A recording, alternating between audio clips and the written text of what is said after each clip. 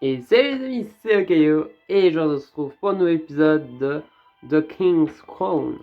Donc, dans le dernier épisode, nous avions fini notre discussion avec nos trois chevaleresses à propos de ce fameux tournoi dans lequel nous allons participer contre notre gré. Et du coup, notre chevaleresse était repartie dormir chez elle pour la nuit. Enfin, chez elle, dans leur lieu de séjour plutôt. Les deux premières partent sans problème, mais Lumi nous avoue qu'en réalité, elle a pas très envie d'aller s'aventurer seule dans le noir comme ça.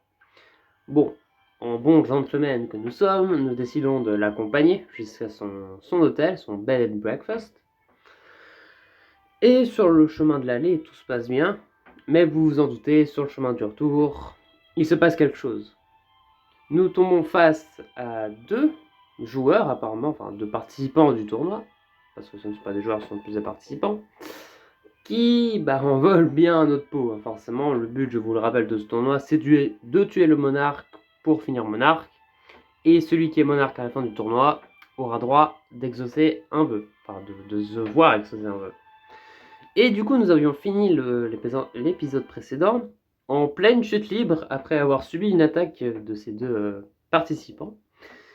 Et donc, dans la logique des choses, une fois que nous aurons atterri, nous serons morts. Mais qu'est-ce qui va nous sauver la vie?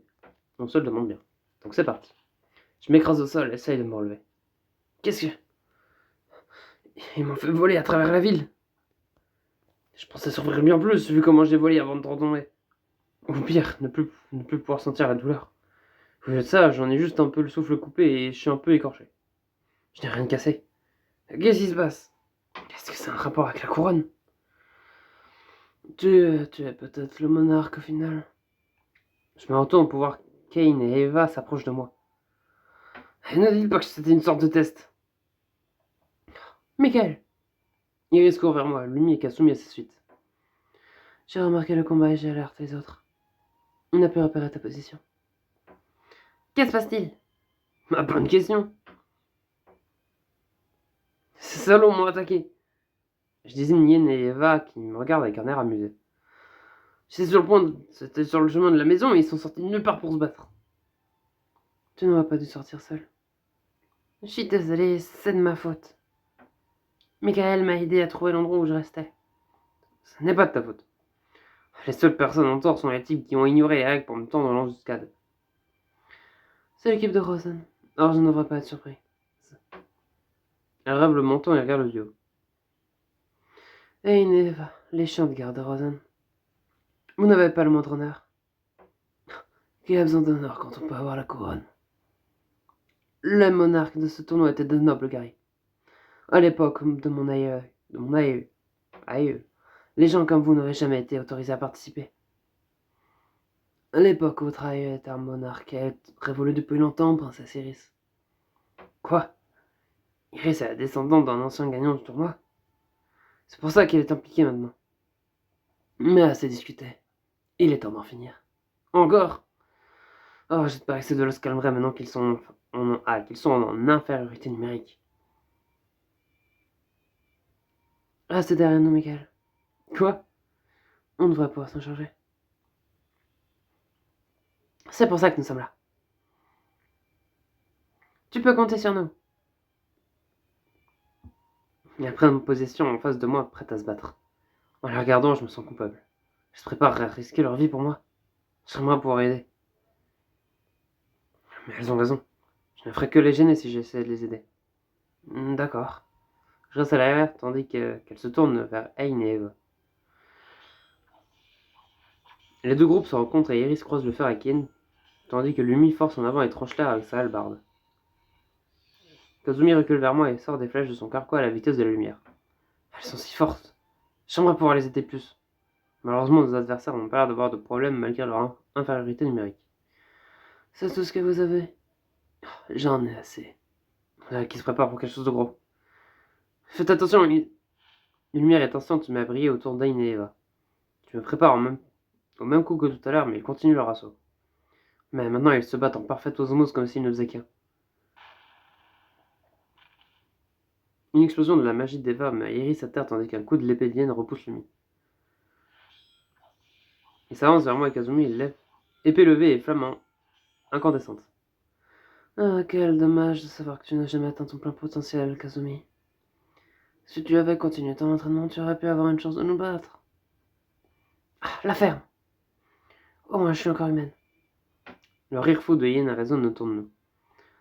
Oh, tu en es sûr? Tu n'es pas comme les autres humains. Plus maintenant.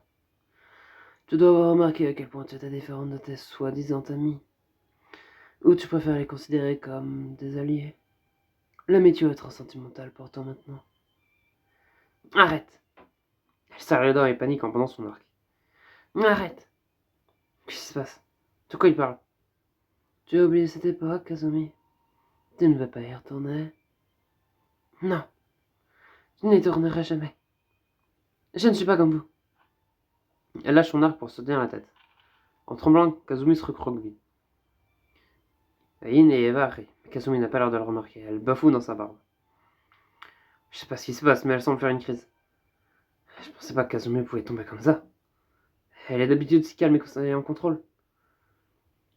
Iris et Lomi sont encore à terre et maintenant Kazumi aussi. Eva et Yin me jettent un sourire prédateur. Je peux rien faire. Si personne nous aide, on est fichus. À l'aide! Quelqu'un au secours! C'est tout. Tu en as déjà réduit à supplier. Tu penses vraiment qu'on va t'aider, gamin? Yen penche sa tête vers Kazumi qui est encore en train de tendre le sol. Elle ne peut même pas t'entendre. C'est quoi ton problème? La froide satisfaction sur leur visage me fait bouillir de rage. Je serre les poings. D'abord il m'attaque, puis il blesse Iris et Lumi, et maintenant il tourmente Kazumi. Et ça les fait rire. Ils sont complètement fous. Ah, où je ne puisse comprendre ce qui se passe, et je les charge en hurlant. Laissez-nous tranquilles. Je frappe Yen en plein visage et leur repousse en arrière. Je frappe Eva ensuite, et même si elle esquive, une rafale devant la repousse. N'essayez même pas de les toucher. Dis donc, voilà qui est intéressant. Intéressant. Intéressant. Je vois rouge. Eva s'en prend moi avec sa magie, mais je saute sur le côté pour continuer mon assaut. Le sol explose sous mes pieds alors je leur saute dessus. L'air autour de nous crépite. Je sais pas ce que je fais, mais moi, je suis mon instinct, tandis qu'Ain et Eva sont repoussés toujours plus loin.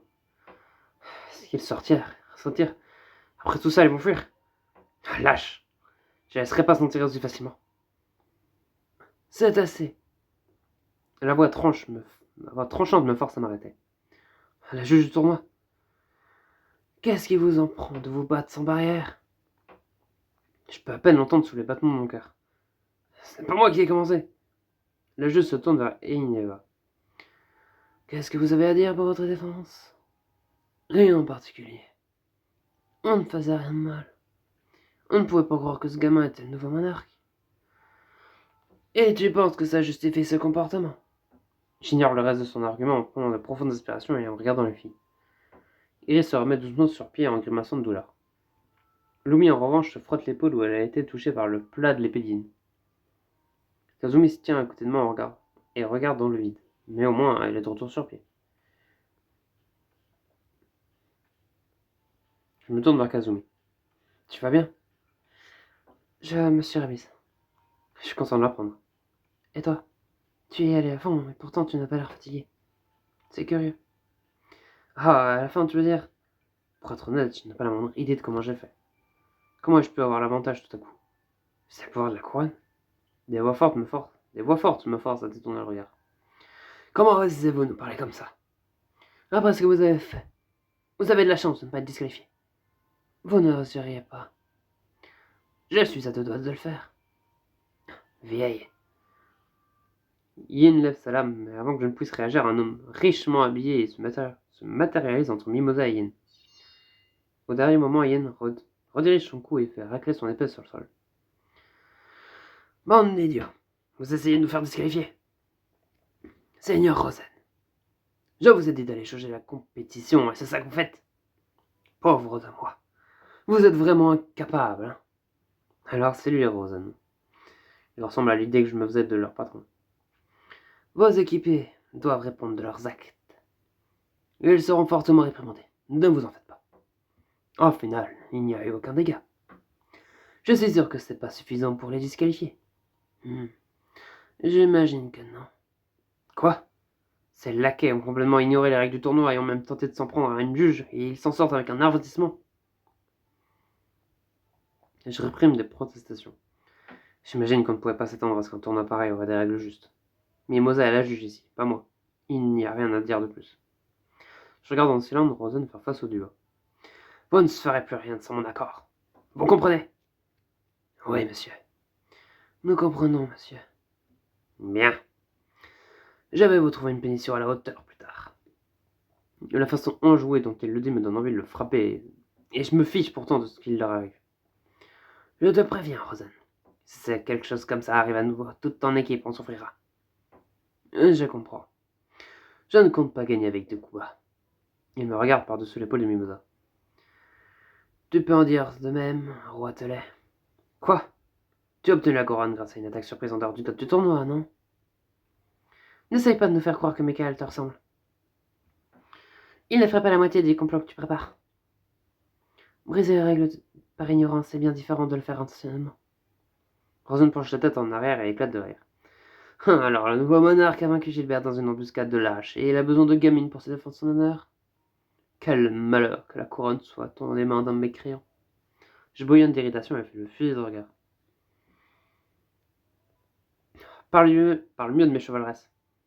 Je me fiche de ce qu'il pense de moi, mais il n'a pas le droit de considérer qu'être défendu par les filles serait honteux. Ce sont des guerrières puissantes et je suis contente d'être à leur côté. Elles sont bien meilleures que ton équipe de losers. Rosen pleurniche. Oh, très bien, je m'excuse. Tu n'as rien de mieux que faire que de t'emporter pour des affronts imaginaires. Il se retourne et fait signe à Iniva. Venez, nous partons. Il lève la main et un portail brillant apparaît devant lui. Ils marchent tous les 3 sans regardant en arrière. Je devrais partir aussi. Faites attention. Rosen est rusé.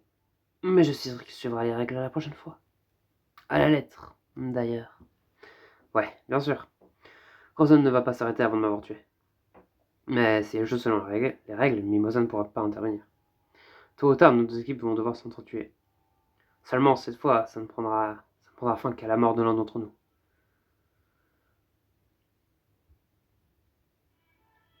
Et c'est déjà la fin du chapitre. Et bah, ils sont étrangement courts, je trouve, pour l'instant, ces chapitres. Je n'ai pas vu le temps passer. Eh bien, nous avons donc eu notre premier affrontement. Nous avons découvert des capacités dont on ne pouvait pas s'imaginer. Et nous avons donc rencontré notre adversaire principal, qui s'appelle donc Rosen, comme on le savait depuis quelques épisodes. Même depuis le début, je pense. Mais bon. Nous nous sommes donc sortis de ce pétrin grâce à notre force sortie de nulle part et à l'intervention de Mimosa, c'est surtout grâce à ça. Parce que sans elle, je pense qu'on se serait bien fait avoir. Et du coup, nous savons maintenant à qui nous avons affaire. Même si, est-ce que nous rencontrerons d'autres participants du tournoi? Est-ce qu'on se fera d'autres alliés auprès de nos 3 chevaleresses?